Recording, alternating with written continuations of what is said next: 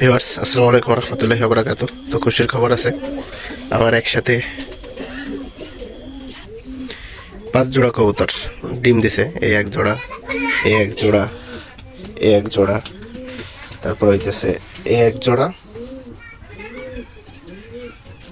আর হইতেছে 1 2 3 4 আর হইতেছে সিরাজি।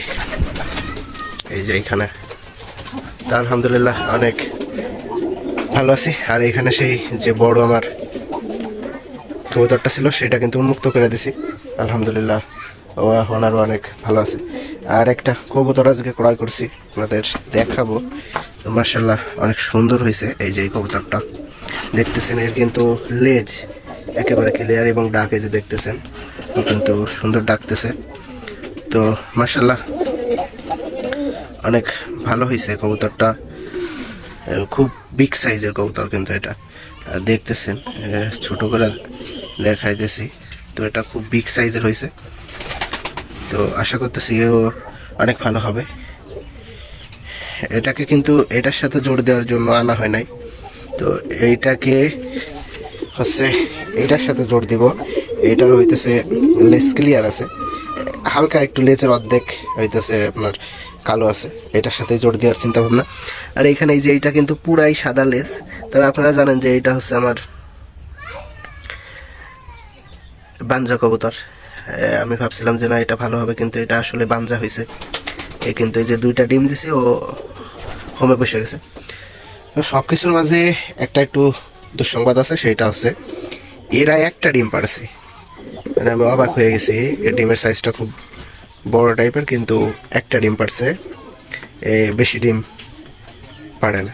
আর এইখানেও মাশাআল্লাহ বাচ্চাটা অনেক পুষ্ট হয়েছে।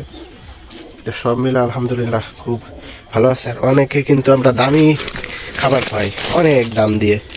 আমি যে খাবারটা তৈরি করি এটা কিন্তু দেখতেছেন পার কেজি 50 টাকার আশেপাশে পড়ে। এখানে আমি ইউজ করি কলাই ইউজ করি, গম ইউজ করি, তারপরে বাজরা ইউজ করি, ছোলা ইউজ করি, তারপরে সরিষা ইউজ করি, ধান ইউজ করি। এখানে যদিও ধান মিক্সড করিনি আপাতত, তো ধান ইউজ করি। মোট 8 প্রকার দিয়ে এটা তৈরি করা হয়।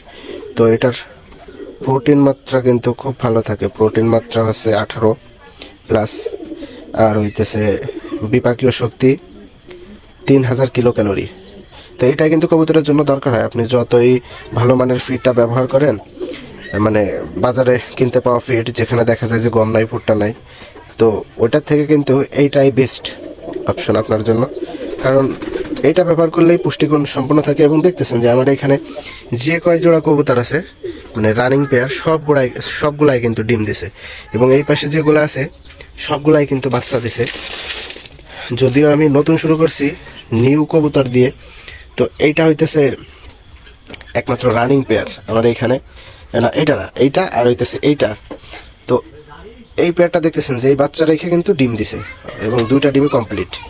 আর এও কিন্তু 2টা ডিম কমপ্লিট করছে। আর এর বাচ্চাটা যেদিন মানে ডিম থেকে ফুটে বের হয়েছে, একটা বাচ্চা হওয়ার কারণে আমি এর থেকে বাচ্চাটা নিয়ে এইখানে শিফট করছি। তো এইখানে ওই যে দেখতেছেন এখনো লোম কিন্তু ওঠে নাই, ওই যে সাদা, এটাই হইতেছে ওর বাচ্চা। ওই যে তো এইটুক বাচ্চা থেকেই কিন্তু এরা ডিম দিছে। তো বুঝতেছেন যে যদি খাবারের গুণগত মান ভালো না থাকে তাহলে কিন্তু এত তাড়াতাড়ি ডিম দেওয়া সম্ভব না। এবং বাচ্চার যে সাইজটা আসে সেটা তো দেখতেছেন, মাশাআল্লাহ দেখেন সাইজ, বিগ সাইজের বাচ্চা আসে।